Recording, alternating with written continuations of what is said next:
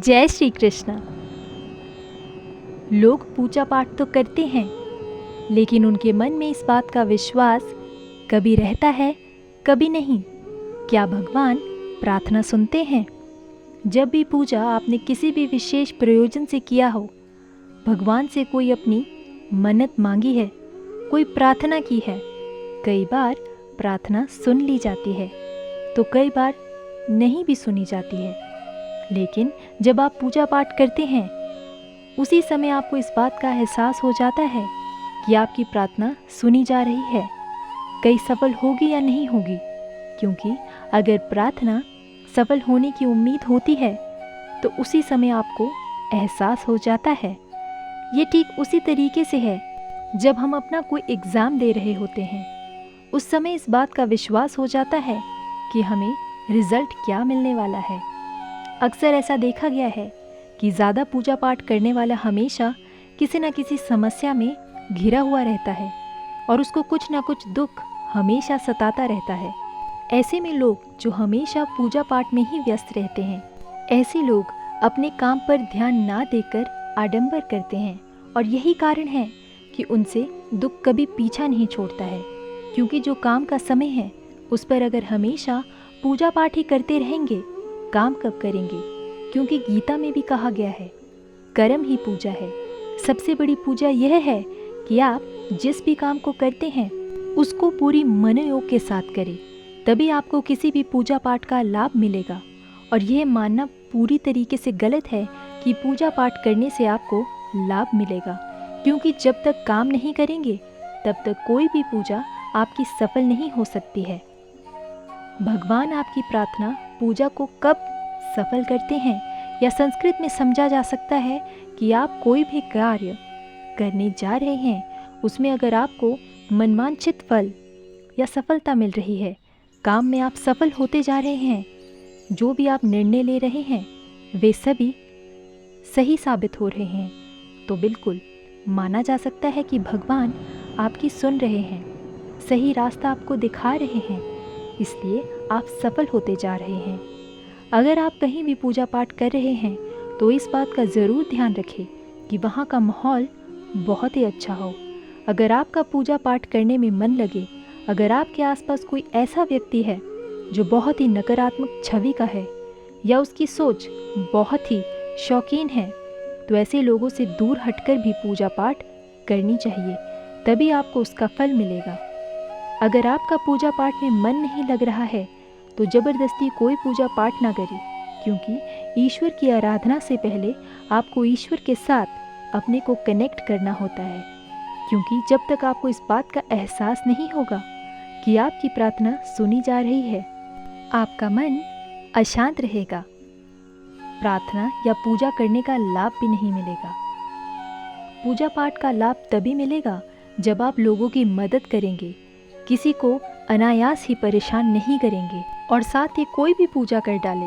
लेकिन अगर माँ बाप के साथ संबंध नहीं सही रखेंगे तो कोई भी पूजा पाठ आपको लाभ नहीं दे सकती। क्योंकि धर्म में अगर आपकी आस्था है तो धर्म में ग्रहों के प्रतीक को भी मनाना होगा। जैसे कि माँ अगर चंद्रमा है तो सूर्य पिता है। अब सूर्य और चंद्रमा की शक्ति अगर नहीं मिली तो ऊर्जा का संचार हो ही नहीं सकता। चंद्रमा अगर किसी भी व्यक्ति का कमज़ोर है तो धन टिक नहीं सकता। मन में हमेशा निर्णय लेने की क्षमता ही नहीं होगी, मनोबल ही नहीं रहेगा, और जो मनोबल ही नहीं रहेगा तो कोई काम सफल कैसे हो सकता है।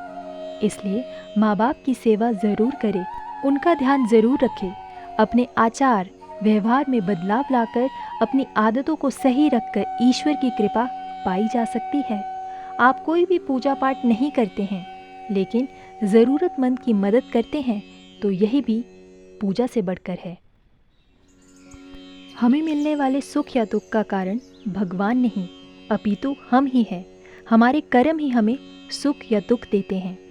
कर्म सकाम व निष्काम होते हैं। सकाम कर्म यानी ऐसे कर्म जिनके बदले में हम कुछ भौतिक सुख सुविधाएं चाहते हैं। ऐसे कर्मों का फल सुख दुख के रूप में मिलता है।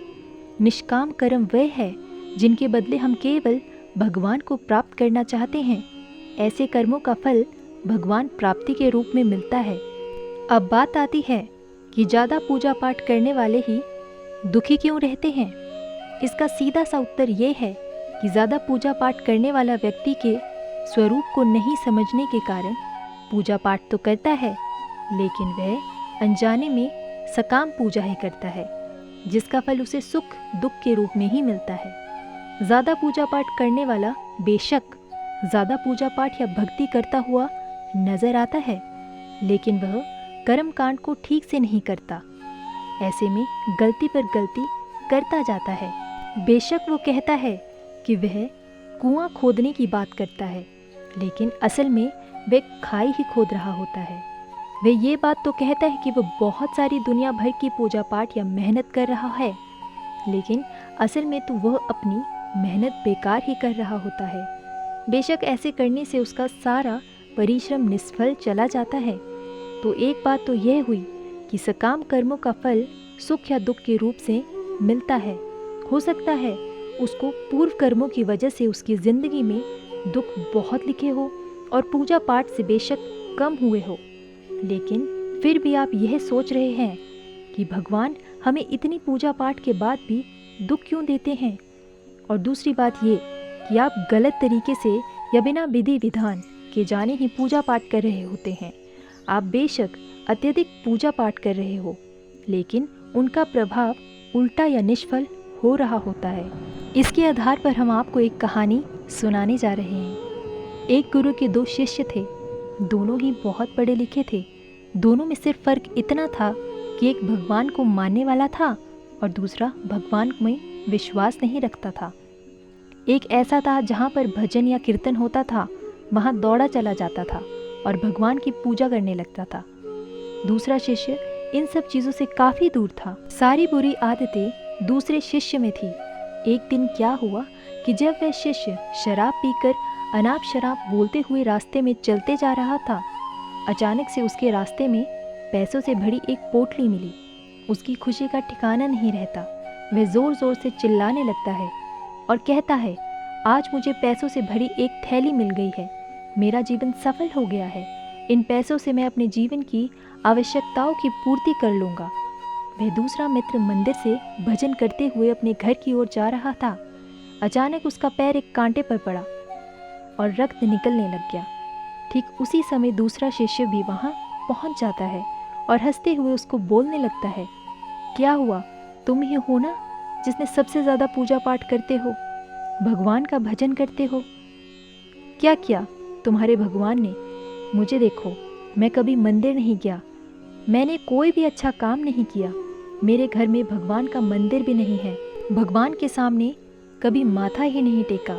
फिर भी मैं कितना संतुष्ट हूँ, अमीर हूँ, मेरे पास पैसे की कोई भी कमी नहीं है। सबसे ज़्यादा सुखी जीवन तो मैं जी रहा हूँ। अच्छे शिष्य को उसकी बात चुभने लगी। उसने मन ही मन भगवान से प्रार्थना की, ये तो सच बोल रहा है। मैं कितनी पूजा पाठ करता हूँ और वे कुछ भी नहीं करता, फिर भी कितना सुखी है। इतना सोचते हुए वे अपने गुरु के पास चला जाता है और यही प्रश्न गुरु से कहता है। गुरु जी मुस्कुराते हुए बोलते हैं, भगवान जो करते हैं अच्छे के लिए ही करते हैं। जिसकी जैसी योग्यता होती है उसको उसी के अनुसार फल देते हैं। भगवान ने पैरों में ही क्यों कांटा चुभाया और उसको पैसों से भरा बैग क्यों मिला?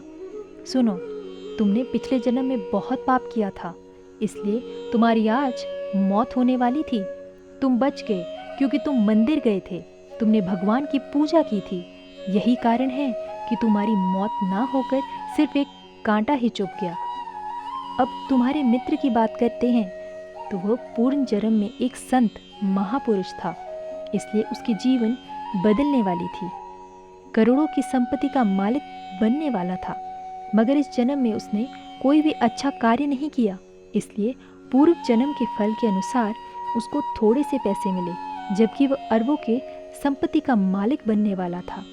भगवान को दोष देना छोड़ दो, अपने वर्तमान के समय का सदुपयोग करो। इस प्रकार हमारे द्वारा पहले से किए गए अन्य अच्छे बुरे कर्म के फल भी हमें प्रत्येक कर्मों के अनुसार अलग अलग मिलते हैं और मिल रहे हैं।